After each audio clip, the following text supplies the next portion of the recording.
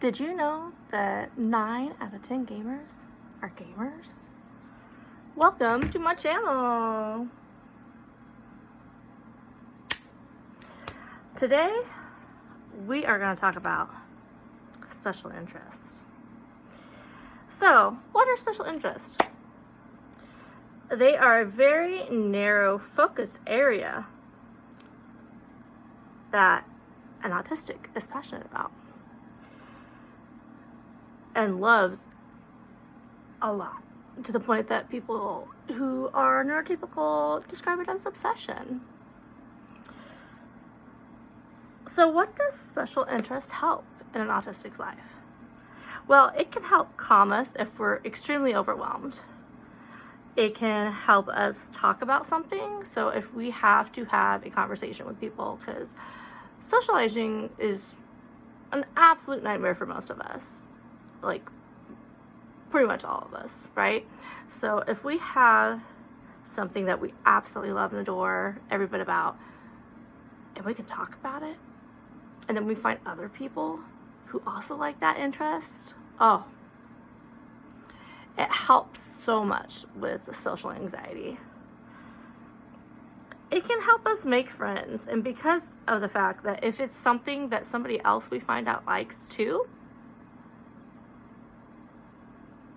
let me tell you, that's helped me a lot over the years. If somebody likes something I like, it helps me connect with them better. Whereas if it's somebody who, I don't know, enjoys country music and likes to just drink beer and watch sports, yeah, it's just, get me the fuck out of there. And it just overall makes us happy. So if you're having trouble, no matter what aspect of your life it is, and you're autistic, and you look forward to this one thing, you might have a special interest. Some common misconceptions from the neurotypical standpoint is that it's childish, right? Obviously, you can see one of mine. I love Pokemon, and that's also very loved by children, obviously. And unfortunately, because a lot of us tend to love things that children also love, it makes us seem like we need to be treated like children. And that's a huge problem in our community with neurotypicals. They don't seem to understand that just because we like things like this doesn't mean that we should be treated like children. It can also be seen as obsessive or harmful by neurotypicals.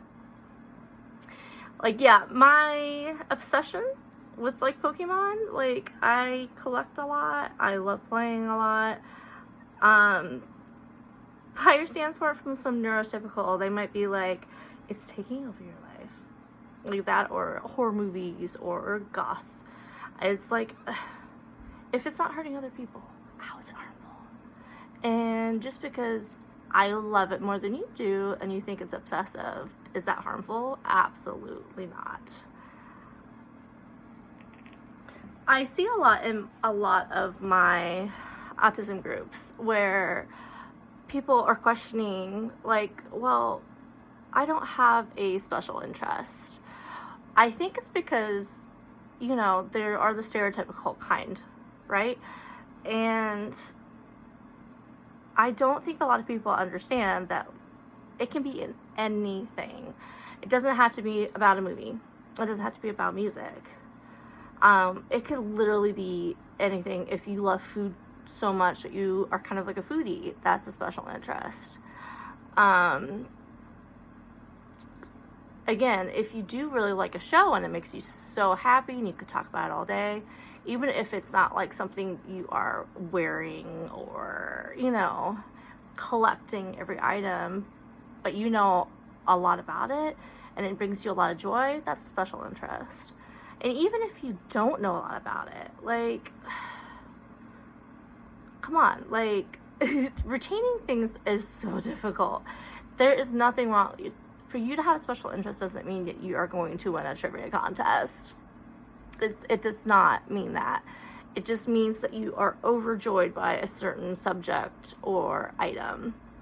You could literally be a blanket hoarder like me. I mean, that's just some of them. And that in itself is kind of a special interest, right? It can be in any aspect. As long as it's something that brings you so much joy, it's a special interest. Some of my special interests, for instance, well, obviously Pokemon. My favorite is Bulbasaur, but also Snorlax and Mimikyu, which, by the way, Mimikyu is considered the autistic Pokemon because he masks himself as who is popular. I have a special interest in Nintendo in general. I have played Nintendo since a extremely young age, which I now know is not the norm. I started playing from like toddler age, and it has still continued to bring me joy. True crime. I know a little too much about serial killers to the point that sometimes it alarms people. The idea of psychology and why people do things and cold cases and all that just is amazing to me to pay attention to. Like why people do things the way they do. Yeah, it's always been a thing for me. Makeup. This is my first day doing traditional goth makeup because I have always wanted to do it since I was a very young age and I never could. My parents were very against, a lot. Like they allowed a lot of things. Okay, so, but alarmingly so. They allowed me to wear goth clothes. That was after some persistence, and my friends giving me their old clothes that didn't fit me anymore, and my parents were like, okay, fine, we just want it to fit you correctly, but the makeup aspect was never really there. But also, I didn't know how to do my makeup. I didn't have the aspects of my life to where kids nowadays can just look at something online to know, okay, I can buy these products, or okay, this is how you blend, and this is how you add color, and this is how you don't, and this is how you do liner. I didn't have that. I didn't get into makeup until I was much older. So this is some child healing right here. And I think I did a pretty damn good job. Like, I'm pretty proud, and I'm really loving this. And I'm thinking I might do the Susie brow more often because I absolutely love this look.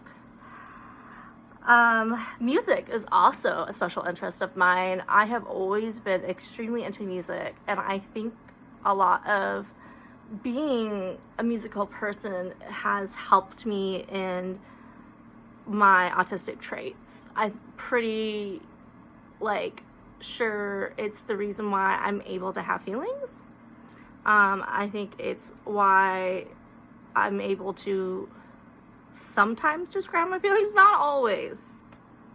Sometimes they're a little big and I don't really know what's happening and which emotion it is. But music, I really think, is a lot to do with it and a lot to do with my empathy and why I have so much of it. And it just helps everything. I don't even know what to tell you. I love every single genre for the most part. And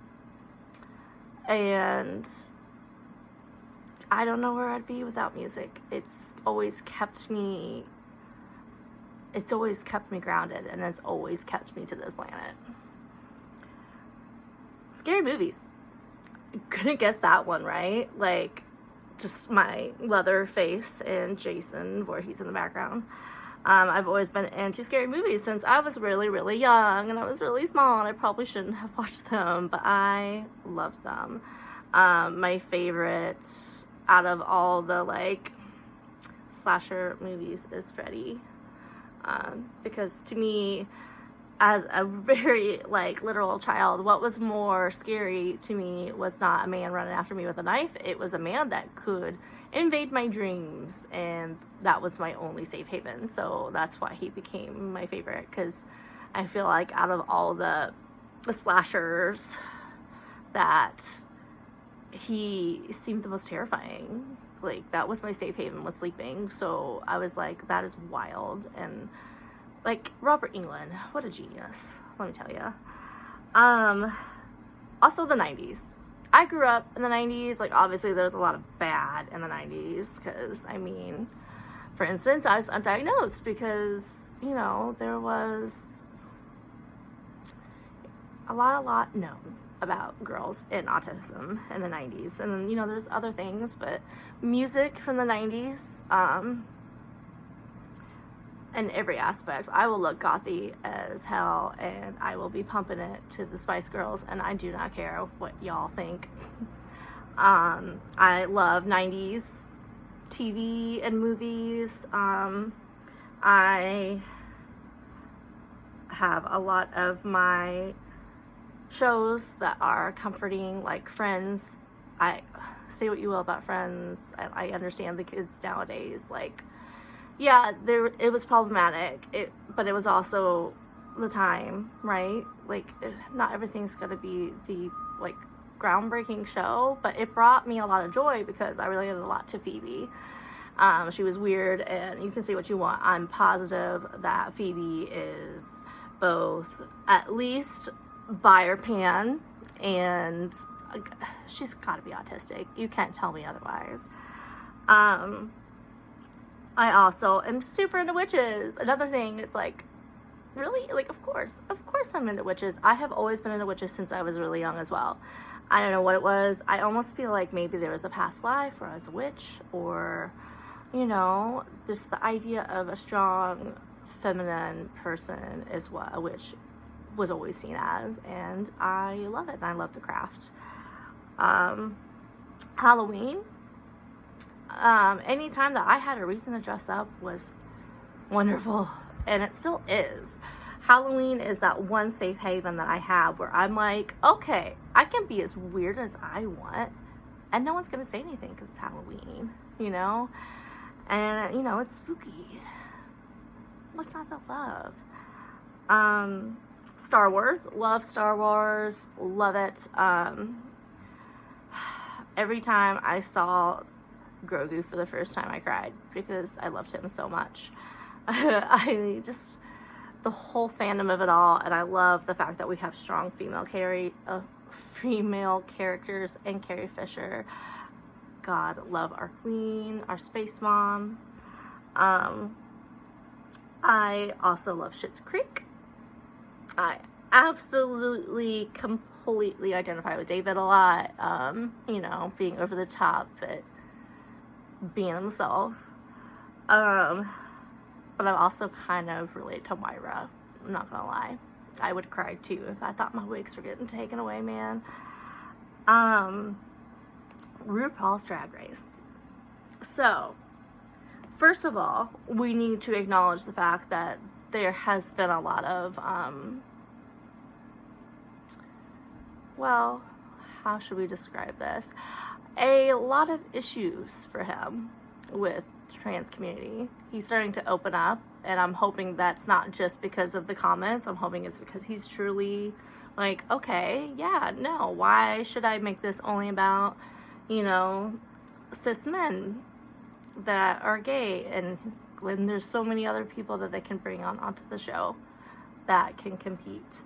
But if it wasn't for RuPaul's Drag Race, man, I came from a really small town, and it was one of those things that helped me really be in tune with LGBT community, and being someone that is in the community and didn't have a lot of people to go to about that. I fell head over heels with it, and I would love to be in drag, but I don't think I have the physical attributes to do that because of my pain. But oh God, what a dream. I would love that. But also, you know, coming closer to a city, I have able to finally see local queens, and I have an absolute love for everybody that I have seen live that are local queens, St. Louis queens, woohoo!